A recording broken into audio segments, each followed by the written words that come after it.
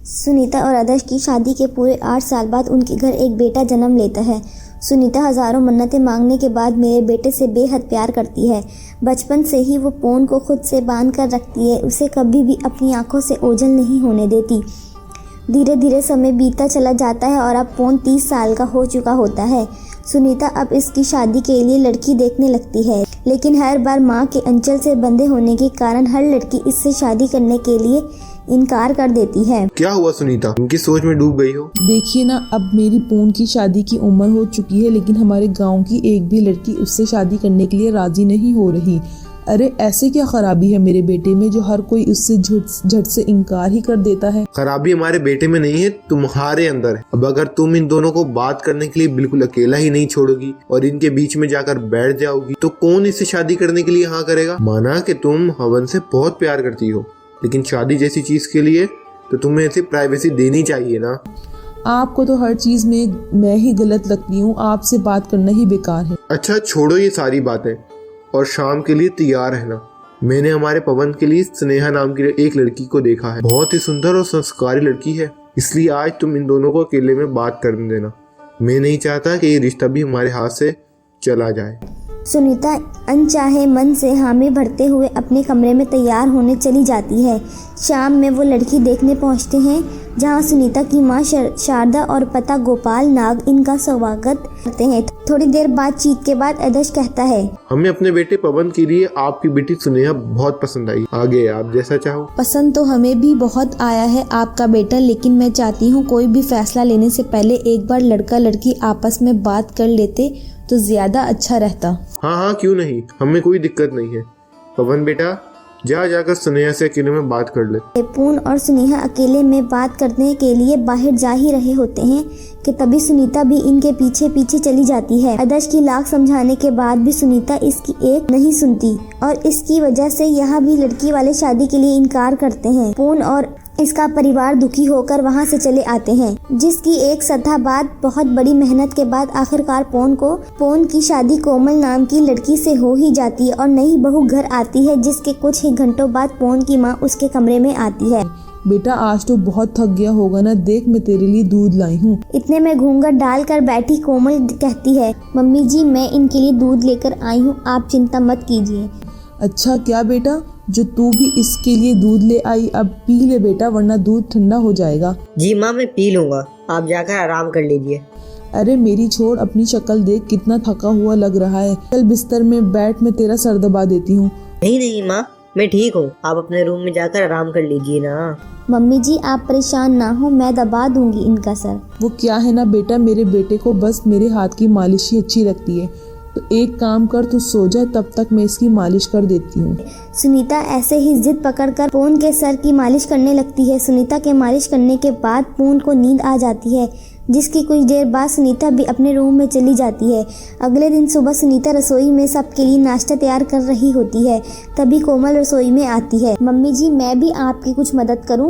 अरे नहीं बेटा, तू जाके डाइनिंग टेबल पर बैठ, मैं बस खाना लगा ही रही हूँ।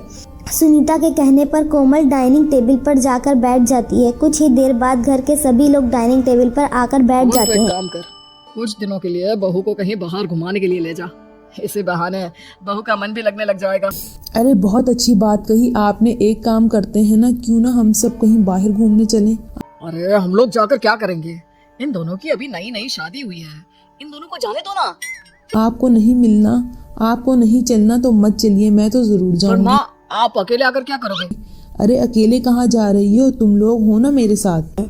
सुनीता कहीं पून और कोमल के बीच कबाब में हड्डी न बन जाए, ये सोचकर आदर्श भी उनके साथ चलने के लिए राजी होता है, जिसके बाद वो सभी कुछ दिनों के लिए बाहर घूमने चले जाते हैं। इसी तरह दिन बीतने लगते हैं, जिसमें सुनीता अपनी बहू और बेटे को कहीं भी अकेले नहीं भेजती। वो साय की तरह हमेशा बहू के साथ रहती है। ऐसे ही शादी को 2 साल बीत जाते हैं और एक दिन, बहू तुम्हारी शादी को 2 साल हो चुके हैं और तूने अभी तक मुझे मेरा पोता नहीं दिया। पोता तो वो तुझे तब देगी ना जब तू उन दोनों को अकेले छोड़ेगी। जब देखो तब भूत की तरह उनसे चिपकी रहती हो। आप कहना क्या चाहते हैं, मैं जानबूझकर इनके बीच आती हूँ क्या? मेरा कहने का यह मतलब नहीं है, मैं तो बस ये कहना चाह रहा हूँ कि अपने बेटे के जरूरत से ज्यादा मोह में पड़कर तू उसका सुखी वैवाहिक जीवन और भविष्य दोनों ही खराब कर रही है। देखो सुनीता, मैं बस इतना कहना चाह रहा हूँ कि अगर तुम उन्हें प्राइवेसी नहीं दोगी तो वो तुम्हें इस घर का वारिस कैसे देंगे? आदर्श की बातों से सुनीता सोच में पड़ जाती है, लेकिन अभी भी पून को लेकर इसके बर्ताव में 1 इंच का भी फर्क नहीं आता, जिस वजह से आखिरकार एक दिन सास की हरकतों से परेशान होकर कोमल घर छोड़ने का फैसला कर बैठती है। मैं अब और इस घर में नहीं रह सकती, आप रहिए अपने बेटे के साथ। अरे क्यों, क्या हुआ बहू, मुझसे कोई गलती हुई है क्या? 2 साल हो चुके हैं हमारी शादी को। जब से हमारी शादी हुई है तब से एक भी बार हम अकेले बाहर नहीं गए। यहाँ तक के कमरे में भी आप हमें अकेले नहीं छोड़ती। मानो मेरी शादी इनसे नहीं आपसे हुई है, इसलिए मैं ये घर छोड़कर जा रही हूँ। अरे नहीं बेटा, ऐसा मत बोल। मुझे बस ना पोन की फिक्र रहती है, इसलिए मैं इसके आसपास रहती हूँ और अपनी आंखों से ओझल नहीं होने देती। पर मुझे कहाँ पता था माँ का अपने बेटे के लिए ये मुंह एक दिन इसका अभिहाज बन जाएगा। मैंने तो तुझे पहले ही समझाया था, लेकिन तूने मेरी आज तक सुनी ही कहाँ है।